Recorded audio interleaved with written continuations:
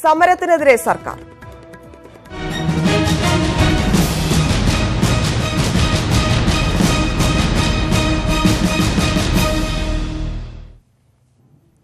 Endosulfan സമരത്തെ വിമർശിച്ച് ആരോഗ്യമന്ത്രി കെ ശൈലജ.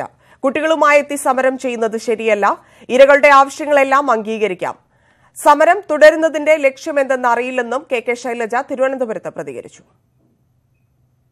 വീണ്ടും തുടരുന്നു എന്നുള്ള അതുമല്ല, കുട്ടികളെല്ലാം ഇങ്ങനെ പ്രദർശിപ്പിച്ചുകൊണ്ട് അവർ ഇരിക്കുകയാണ്. ഞാൻ പിന്നെ എന്താ പറയേണ്ടത് അതിന്? കുട്ടികളെ പ്രദർശിപ്പിച്ചിട്ട് സമരം ചെയ്യുന്നവർ, ആ കുട്ടികൾ ആരെങ്കിലും, അവിടെ ഇരിക്കുന്ന കുട്ടികൾ ആരെങ്കിലും ഈ സ്കീമിൽ ഉൾപ്പെട്ടിട്ടുള്ളവരല്ലെങ്കിൽ അവരെ ഞങ്ങൾ പരിശോധിച്ചിട്ട് ഈ സ്കീമിൽ ഉൾപ്പെടുത്തേണ്ടവരാണെങ്കിൽ ഉറപ്പായിട്ട് ഉൾപ്പെടുത്തുന്നതാണ് പറഞ്ഞത്.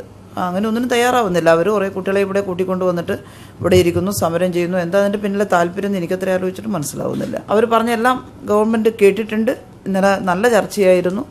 പക്ഷേ അവരൊന്നിനും വഴങ്ങാണ്ട് ഇവിടെ ഈ കുട്ടികളെ ഇങ്ങനെ കഷ്ടപ്പെടുത്തുകയാണ്. കുട്ടികളെയും കൊണ്ട് ഇവിടെ ഇരുന്നിട്ട് ശരിയല്ല എന്നുള്ള അഭിപ്രായം എനിക്കുണ്ട്. മന്ത്രിയുടെ അഭിപ്രായത്തോട് രൂക്ഷമായാണ് സമരസമിതി പ്രതികരിച്ചത്. നീതി കിട്ടും വരെ സമരം തുടരുമെന്ന് അവർ ന്യൂസ് 18നോട് പറഞ്ഞു. എനിക്ക് തോന്നുന്നു ഈ മന്ത്രിയുടെ പേരിൽ ഏത് ആക്ഷനാണ് എടുക്കേണ്ടതെന്ന് എനിക്കറിയില്ല. കാരണം ഇത് വളരെ ക്രൂരമായ ഒരു സ്റ്റേറ്റ്മെൻ്റാണ്. അവർക്ക് അല്പമെങ്കിലും മനസാക്ഷി ഉണ്ടെങ്കിൽ ഇങ്ങനെ പറയാൻ സാധിക്കില്ല. ഈ കുട്ടികൾ, നിങ്ങൾക്ക് കാണുമ്പോൾ ഇത് പ്രദർശനമാണെന്ന് തോന്നും, നിങ്ങൾക്ക് മനസാക്ഷി കുറ്റം തോന്നുമായിരിക്കും. അപ്പം പ്രദർശനമാണെന്ന് പറയാം. കാരണം ഇവരെ സൈലൻസ് ആക്കിയിട്ടിരുന്ന ഇത്രയും നാളും. ഇപ്പം ഇന്ന് പുറത്ത് വരുമ്പം 4 പേര് കാണുന്നു. അപ്പോൾ അവർക്ക് അത് ലജ്ജാകരമായിട്ട് തോന്നും. സൊല്ലിയാൻ എക്സ്ക്യൂസ്.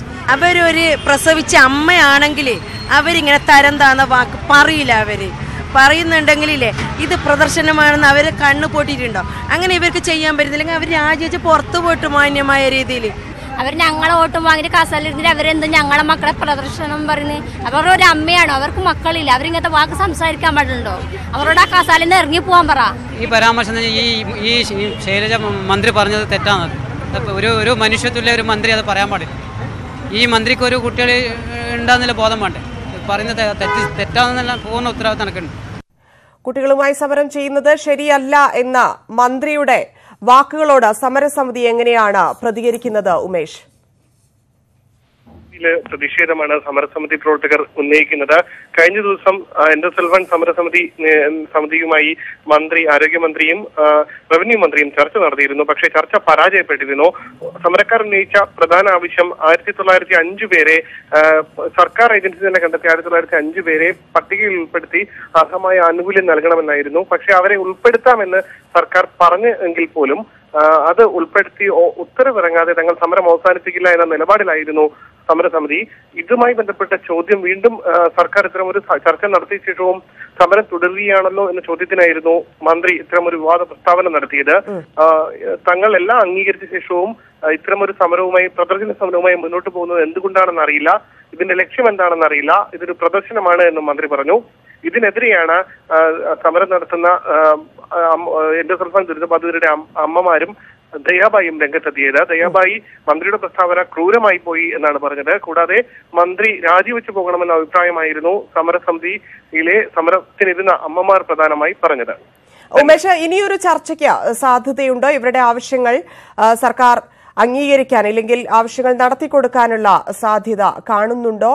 എന്താണ് അടുത്ത സമര പരിപാടികൾ?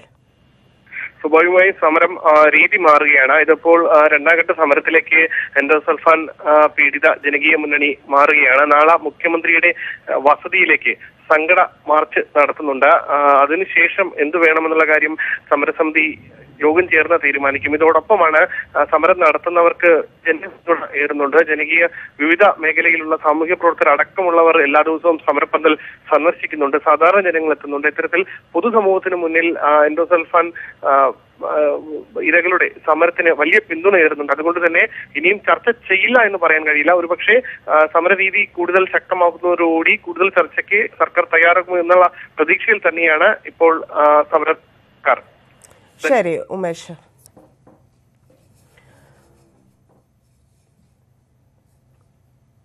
മറ്റു വാർത്തയിലേക്ക്. ലോക്സഭാ തെരഞ്ഞെടുപ്പിൽ 5 സീറ്റുകളിലെങ്കിലും യുവാക്കളെ പരിഗണിക്കണമെന്ന് യൂത്ത് കോൺഗ്രസ് സംസ്ഥാന പ്രസിഡന്റ് ഡീൻ കുര്യാക്കോസ്. യുവാക്കളെ തഴയുന്ന തീരുമാനം ഇക്കുറി ഉണ്ടാവരുത്. ദേശീയ നേതൃത്വത്തിന്റെ മാനദണ്ഡം അനുസരിച്ച് സ്ഥാനാർത്ഥികളെ നിർണ്ണയിക്കണം. കെട്ടിയിറക്കുന്ന സ്ഥാനാർത്ഥികളുണ്ടായാൽ എതിർക്കുമെന്നും ഡീൻ കുര്യാക്കോസ് പറഞ്ഞു.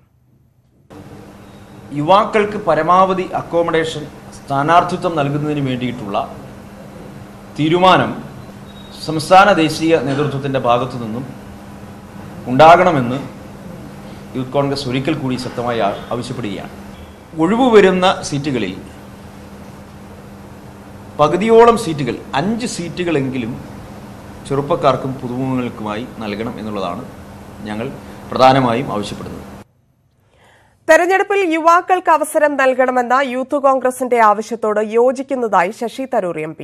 സിറ്റിംഗ് MPമാർ മാറണമോ വേണ്ടയോ എന്നത് പാർട്ടിയാണ് തീരുമാനിക്കേണ്ടത്. വിജയസാധ്യത നോക്കിയാണ് സ്ഥാനാർത്ഥിത്വം തീരുമാനിക്കുന്നതെന്നും ശശി തരൂർ പറഞ്ഞു. ഞാൻ 100% അവരൊപ്പമാണ്. യുവാക്കൾക്കൊരു അവരാണ് നമ്മുടെ ഭാവി. ഈ രാജ്യം നോക്കൂ, ഭൂരിപക്ഷം 65% പേര് 35 വയസ്സിന് താഴെയാണ്. പക്ഷെ പാർലമെന്റിൽ ആകെ 2% 35 വയസ്സിന് താഴെ. അല്ല, അതൊക്കെ പാർട്ടി തീരുമാനിക്കും. ഞങ്ങൾ ആരെങ്കിലും ആയിരുന്നത് പാർട്ടിയുടെ തീരുമാനമാണ്. അതോ അവസാനത്തിൽ പാർട്ടിയുടെ വിശ്വാസം എന്താ അറിയോ? വിന്നബിലിറ്റി. നമ്മൾക്ക് ആരാ ജയിക്കാൻ സാധ്യതയുള്ളൂ അത് നോക്കണം. രണ്ടാമത്തത് ഭാവിയെക്കുറിച്ചും ഒരു കണ്ണു വെക്കണം. ചിലവർക്ക് ഇങ്ങനെ അനുഭവം, പ്രായവും എക്സ്പീരിയൻസ് എല്ലാം വന്ന ശേഷം അതിനും നഷ്ടപ്പെടരുത്. പക്ഷെ ഒരേ സമയത്ത് ഫ്രഷ് ബ്ലഡ് കൊണ്ടുവരുമെന്നാണ് നമ്മുടെ വിശ്വാസം. ലോക്സഭാ തെരഞ്ഞെടുപ്പിൽ ഉമ്മൻചാണ്ടി മത്സരിക്കേണ്ട എന്ന് കോൺഗ്രസ് നേതാവ് കെ മുരളീധരൻ. നിയമസഭയിൽ ഉമ്മൻചാണ്ടി ഉണ്ടാകുന്നതാണ് ഗുണകരം. സിറ്റിംഗ് MPമാർക്ക് വീണ്ടും സീറ്റ് നൽകണമെന്നും മുരളീധരൻ കോഴിക്കോട് പറഞ്ഞു. വ്യക്തിപരമായ നിലപാടെന്ന് പറഞ്ഞുകൊണ്ടാണ് ലോക്സഭാ തെരഞ്ഞെടുപ്പിൽ ഉമ്മൻചാണ്ടി മത്സരിക്കേണ്ടതില്ലെന്ന് കെ മുരളീധരൻ വ്യക്തമാക്കിയത്.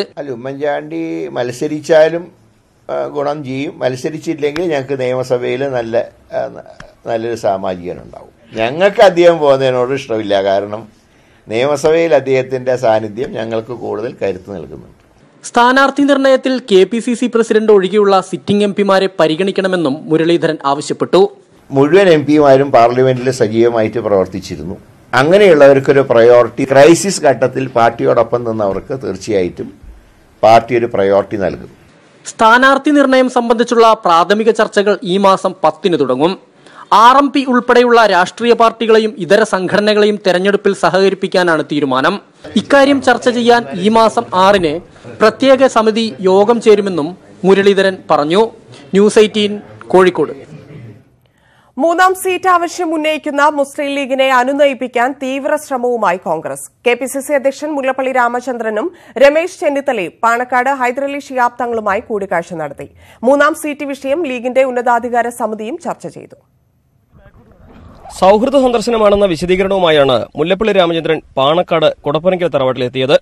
ലീഗ് നേതാക്കളുമായി കൂടിക്കാഴ്ച നടത്തിയ മുല്ലപ്പള്ളി പക്ഷേ 3ാം സീറ്റ് എന്ന ലീഗ് ആവശ്യത്തിന്മേൽ പരസ്യ പ്രതികരണത്തിന് തയ്യാറായില്ല. ഞാൻ പറഞ്ഞല്ലേ, മുസ്ലിം ലീഗും ഞങ്ങളും തമ്മിലുള്ള ബന്ധത്തെക്കുറിച്ച് നിങ്ങൾ എന്താ മനസ്സിലാക്കുന്നത്? 50 വർഷക്കാലത്തെ ബന്ധമാണുള്ളത്.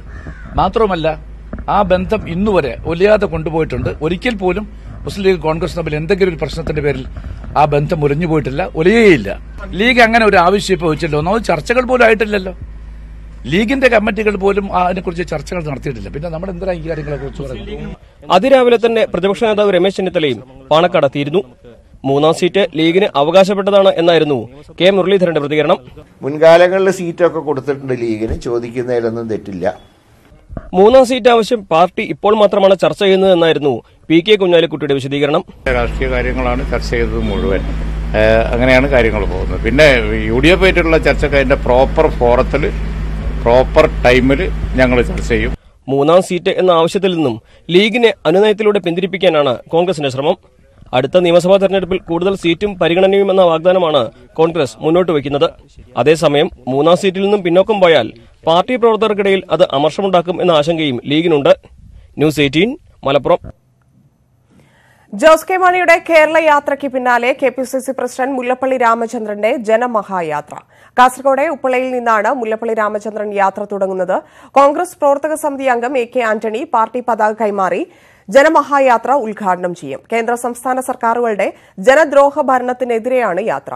ഉമ്മൻചാണ്ടി, പ്രതിപക്ഷ നേതാവ് Ramesh Chennithala, ACC general secretary KC Venugopal, KPCC working പ്രസിഡന്റുമാരായ K സുധാകരൻ, കൊടിക്കുന്നിൽ സുരേഷ്, മുതിർന്ന നേതാവ് VM സുധീരൻ തുടങ്ങിയവർ പങ്കെടുക്കും.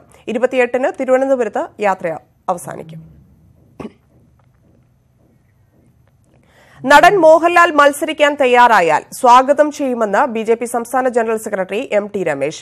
സ്ഥാനാർത്ഥിയാവണം എന്ന ആവശ്യവുമായി BJP നേതാക്കളാരും മോഹൻലാലിനെ സമീപിച്ചതായി അറിയില്ല. എന്നാൽ മോഹൻലാൽ സമ്മതിച്ചാൽ കേരളത്തിലെ ഏത് മണ്ഡലത്തിലും മത്സരിക്കുന്നതിനെയും സ്വാഗതം ചെയ്യും.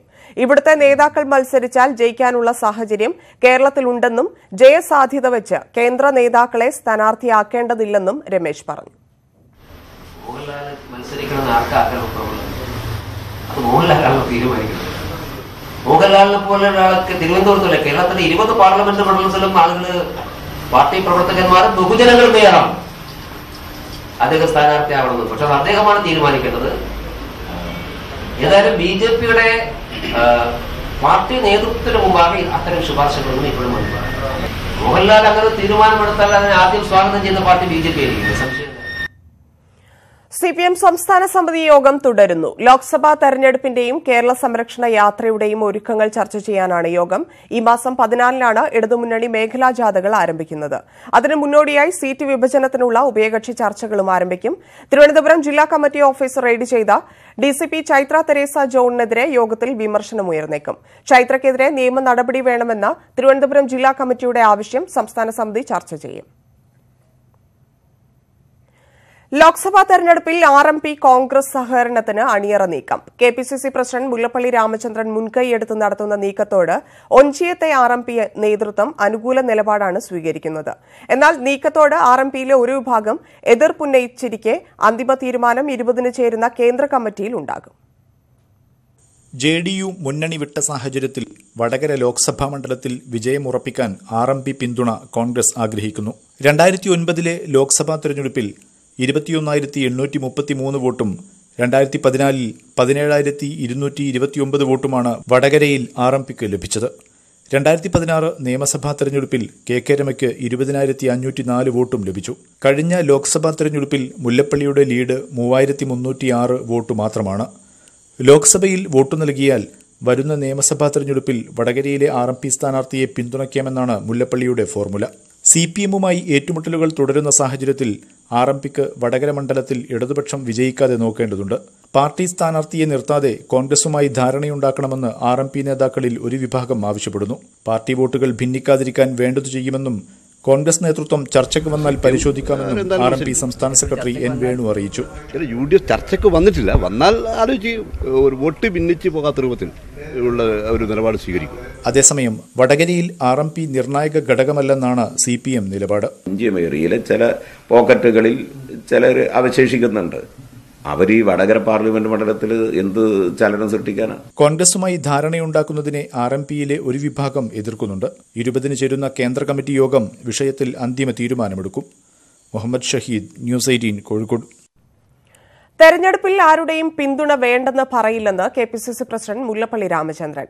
RMPയെ മുന്നണിയിലെടുക്കുന്നതിനെക്കുറിച്ച് ചോദിച്ചപ്പോഴായിരുന്നു പ്രതികരണം.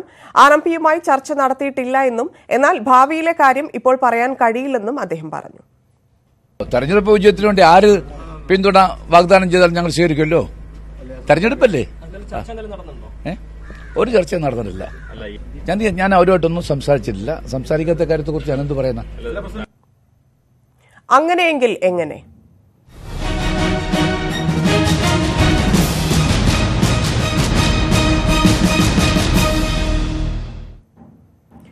പാർട്ടിയുടെ ഏക ലോക്സഭാ അംഗത്തെ വീണ്ടും കളത്തിലിറക്കി പൂരനഗരിയെ ഒപ്പം നിർത്താൻ CPI ശ്രമിക്കുമോ? അതോ ജനപ്രിയതയിൽ ഒരു പിടി മുന്നിൽ നിൽക്കുന്ന മുൻമന്ത്രി KP രാജേന്ദ്രനെ കളത്തിലിറക്കുമോ? VM സുധീരൻ മുതൽ ലതിക സുഭാഷ് വരെയാണ് കോൺഗ്രസിന്റെ പട്ടികയിൽ. K സുരേന്ദ്രനെയും തുഷാർ വെള്ളാപ്പള്ളിയെയും NDA പരിഗണിക്കുമ്പോൾ പൂരനഗരിയിലെ തെരഞ്ഞെടുപ്പ് പൂരം പൊടിപാറും. തൃശൂരിന്റെ മനസ്സ് കൂടുതൽ ചാഞ്ഞിട്ടുള്ളത് ഇടത്തോട്ടാണ്. കഴിഞ്ഞ തെരഞ്ഞെടുപ്പിൽ 38,000-ലധികം വോട്ടിനാണ് CPIയിലെ CN ജയദേവൻ കോൺഗ്രസ് സ്ഥാനാർത്ഥി KP ധനപാലിനെ തോൽപ്പിച്ചത്. നിലവിലെ സാഹചര്യത്തിൽ തൃശൂർ പിടിക്കാൻ CN ജയദേവനേക്കാൾ പ്രതിച്ഛായയുള്ള മറ്റാരെയെങ്കിലും രംഗത്തിറക്കണമെന്നാണ് പാർട്ടിയിലെ ഒരു വിഭാഗത്തിന്റെ നിലപാട്. അതുകൊണ്ടുതന്നെ രണ്ടാം ഊഴത്തിന് അവസരമുണ്ടോ എന്ന കാര്യത്തിൽ അദ്ദേഹത്തിനും ഉറപ്പില്ല. പാർട്ടി ആലോചിച്ച് തീരുമാനിക്കുന്നതാണ്. മിക്കവാറും മാർച്ചാദ്യത്തോടുകൂടി അത് പറയാൻ പറ്റും. ജയദേവിന് പകരം മുൻ മന്ത്രിയായിരുന്ന KP രാജേന്ദ്രനെ കേന്ദ്രീകരിച്ചാണ് ഇപ്പോൾ ചർച്ചകൾ തുടങ്ങിയിട്ടുള്ളത്. കൃഷിമന്ത്രി VS സുനിൽകുമാറിനെ തന്നെ കളത്തിലിറക്കണമെന്ന് പറയുന്നവരും പാർട്ടിയിലുണ്ട്. PC ചാക്കോയും AC ജോസുമെല്ലാം മിന്നുന്ന വിജയം നേടിയ മണ്ഡലം തിരിച്ചുപിടിക്കാൻ 18 അടവും പയറ്റാനാണ് കോൺഗ്രസിന്റെ തയ്യാറെടുപ്പ്.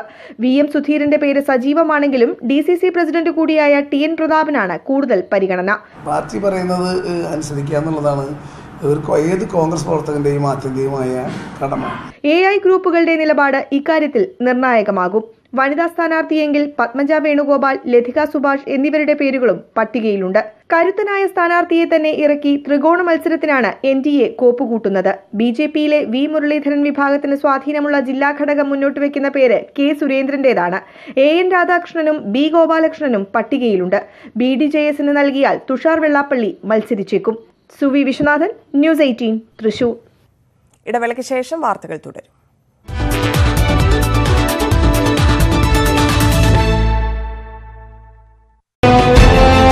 ഭീമ കൊറേഗാവ് സംഘർഷവുമായി ബന്ധപ്പെട്ട് അറസ്റ്റിലായ പ്രമുഖ ദളിത് ചിന്തകൻ ആനന്ദ് തൽദുഗെ മോചിപ്പിച്ചു. അറസ്റ്റിന് സുപ്രീംകോടതി ഏർപ്പെടുത്തിയ വിലക്ക് നിലനിൽക്കെയാണ് നടപടിയെന്ന് ചൂണ്ടിക്കാട്ടിയാണ് കോടതി അദ്ദേഹത്തെ മോചിപ്പിക്കാൻ നിർദ്ദേശിക്കുകയായിരുന്നു.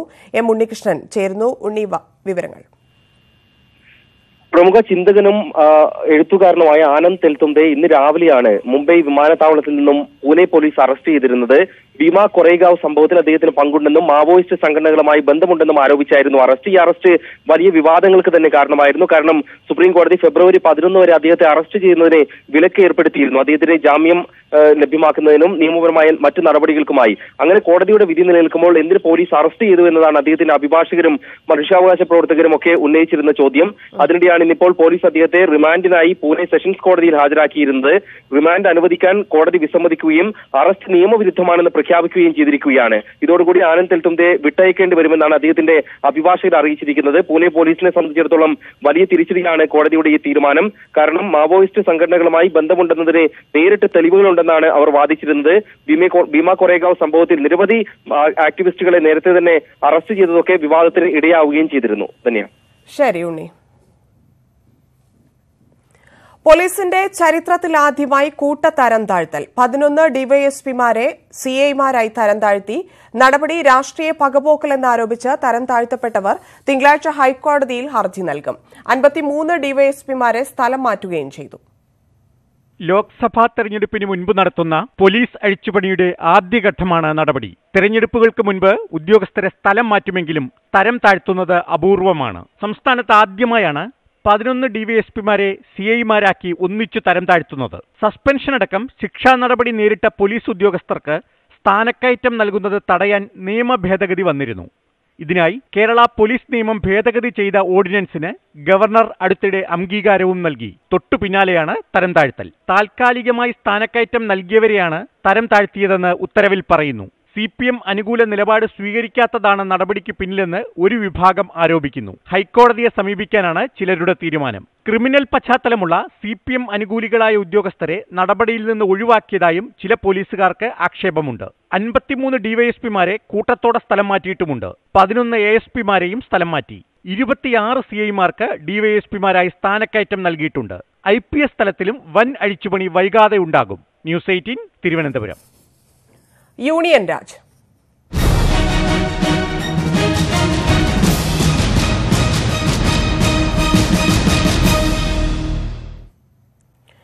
ടോമിൻ തച്ചങ്കരിയെ MD സ്ഥാനത്ത് നിന്ന് മാറ്റിയതിന് പിന്നാലെ തച്ചങ്കരിയുടെ പരിഷ്കാരങ്ങളും മാറി.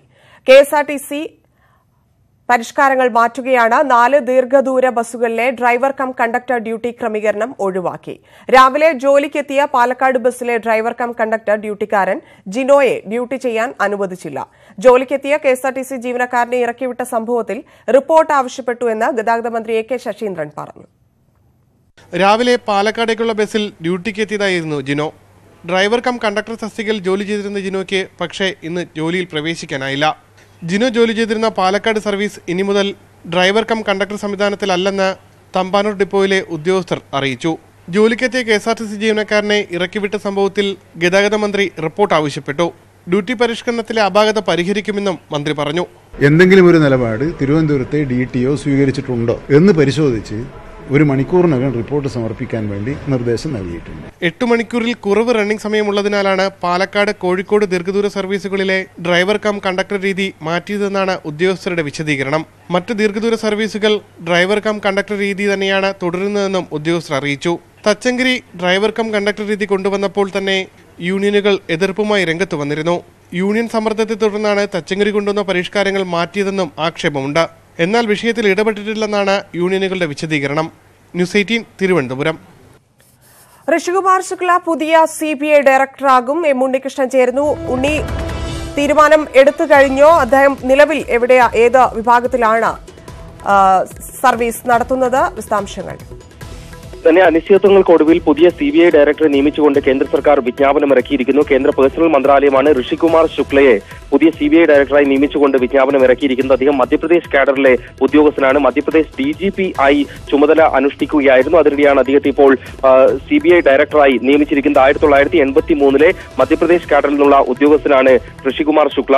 അദ്ദേഹത്തിന്റെ പേര് അടക്കം 3 പേരുകൾ ഇന്നലെ ഷോർട്ട് ലിസ്റ്റ് ചെയ്തുകൊണ്ട് ചുരുക്കപ്പട്ടികയ്ക്ക് പ്രധാനമന്ത്രിയുടെ അധ്യക്ഷതയിലുള്ള സെൽ കമ്മിറ്റി അംഗീകാരം നൽകിയിരുന്നു എന്നാണ് ലഭിക്കുന്ന വിവരം. അതിന്റെ അടിസ്ഥാനത്തിലാണ് ഇപ്പോൾ ആ പട്ടികയിൽ നിന്നും ഋഷികുമാർ ശുക്ലയുടെ പേര് കേന്ദ്ര പേഴ്സണൽ മന്ത്രാലയം തിരഞ്ഞെടുത്തുകൊണ്ട് വിജ്ഞാപനം ചെയ്തിരിക്കുന്നത്.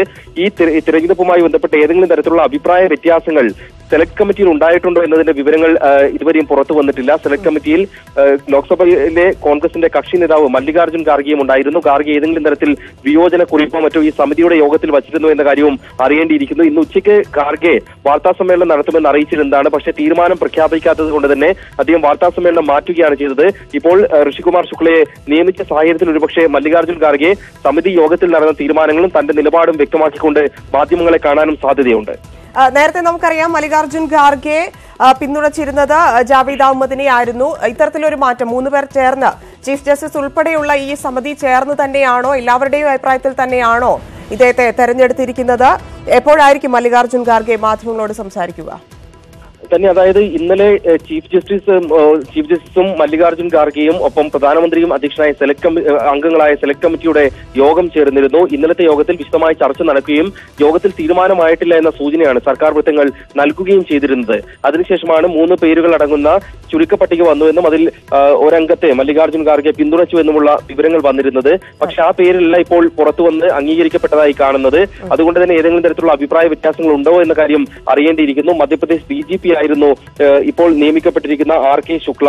ഏതെങ്കിലും തരത്തിലുള്ള അഭിപ്രായ വ്യത്യാസങ്ങൾ അദ്ദേഹത്തിന്റെ സേവനവുമായി ബന്ധപ്പെട്ടോ അല്ലെങ്കിൽ യോഗ്യതയുമായി ബന്ധപ്പെട്ടോ ഒക്കെ ഉയർന്നിട്ടുണ്ടോ എന്ന കാര്യം അറിയേണ്ടിയിരിക്കുന്നു. അത് മല്ലികാർജ്ജുൻ ഖാർഗെ തന്നെയായിരിക്കും അക്കാര്യത്തിൽ നിലപാട് വ്യക്തമാക്കുക. അദ്ദേഹം ഇന്ന് ഉച്ചയ്ക്ക് 1 മണിക്ക് വാർത്താസമ്മേളനം നടത്തുമെന്നാണ് നേരത്തെ അറിയിച്ചിരുന്നത്. പക്ഷേ തീരുമാനം പ്രഖ്യാപിക്കാത്ത സാഹചര്യത്തിലാണ് അത് മാറ്റിയിരുന്നത്. ഇനിയിപ്പോൾ ഏതെങ്കിലും ഐക്യകണ്ഠേനയാണോ തീരുമാനമെടുത്തതല്ല വിയോജിപ്പുകളുണ്ടോ എന്ന കാര്യത്തിലൊക്കെ അദ്ദേഹം തന്നെ വ്യക്തത വരുത്തുമെന്ന് പ്രതീക്ഷിക്കാം. വൈകാതെ പക്ഷെ നേരത്തെ അദ്ദേഹം തന്നെ പറഞ്ഞിരുന്നു, ഖാർഗെ തന്നെ പറഞ്ഞിരുന്നു, വിയോജന കുറിപ്പ് അറിയിക്കും തന്റെ ആവശ്യത്തിൽ, ഇല്ലെങ്കിൽ തന്റെ ആവശ്യം നിരസിച്ചു കഴിഞ്ഞിട്ടുണ്ടെങ്കിൽ ഇത്തരത്തിലൊരു വിയോജന കുറിപ്പ് നൽകും എന്നൊക്കെ പറഞ്ഞിരുന്നു. അങ്ങനെ നോക്കുമ്പോൾ ഇപ്പോൾ മറ്റൊരു പ്രശ്നങ്ങളും ഇല്ലാതെ തെരഞ്ഞെടുപ്പ് നടന്ന സാഹചര്യത്തിൽ അദ്ദേഹത്തിന്റെയും സമ്മതത്തിലായിരിക്കില്ലേ നടന്നത്? സാധാരണ രീതിയിൽ ഈ 3 അംഗ സമിതിയിൽ ഭൂരിപക്ഷത്തിന്റെ അടിസ്ഥാനത്തിലാണ് തീരുമാനങ്ങൾ എടുക്കുന്ന പതിവുള്ളത്. ഏതെങ്കിലും ഒരു അംഗത്തിന്റെ പേരിൽ അംഗത്തെ 2 പേർ പിന്തുണച്ചു കഴിഞ്ഞാൽ ആ ഭൂരിപക്ഷ തീരുമാനം എന്ന രീതിയിൽ അത് അംഗീകരിക്കപ്പെടുന്ന രീതിയാണുള്ളത്. പക്ഷേ ഇന്നലെ നടന്ന യോഗത്തിൽ പ്രധാനമന്ത്രിയുടെ പിന്തുണ BSF ചീഫായ രജനീകാന്ത് മിശ്രയ്ക്കെന്നാണ് പുറത്തു വന്നിരുന്ന ആദ്യ റിപ്പോർട്ടുകൾ. കോൺഗ്രസ് കക്ഷി നേതാവായിരുന്ന Mallikarjun Kharge institute of criminology and forensic science തലവനായി ജാവേദ് അഹമ്മദിനെ യോഗത്തിൽ പിന്തുണച്ചുവെന്നായിരുന്നു സൂചനകൾ. എന്നാൽ ഇതിന് വ്യത്യസ്തമായ ഒരു തീരുമാനമാണ് വന്നിരിക്കുന്നത്. അതുകൊണ്ട് തന്നെയാണ് ഇതിൽ ഏതെങ്കിലും വിയോജിപ്പുണ്ടോ എന്ന കാര്യത്തിൽ വ്യക്തത വരാനുള്ളത്. ശരി ഉണ്ണി. ഋഷികുമാർ ശുക്ലയാണ് പുതിയ CBI ഡയറക്ടറായി ചുമതലയേൽക്കുക. പ്രധാനമന്ത്രി അധ്യക്ഷനായ സമിതിയാണ് തീരുമാനമെടുത്തിരിക്കുന്നത്.